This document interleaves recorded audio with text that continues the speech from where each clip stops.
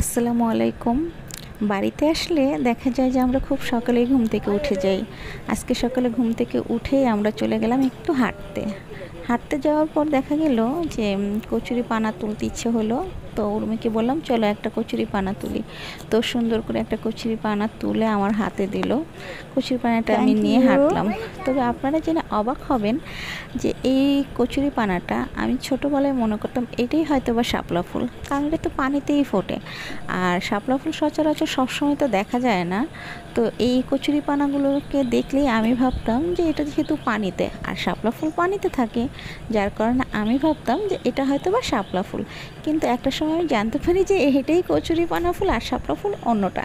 হ্যাঁ, এখন কিন্তু আমি জানি কোনটা শাপলা ফুল আর কোনটা কচুরিপানা ফুল।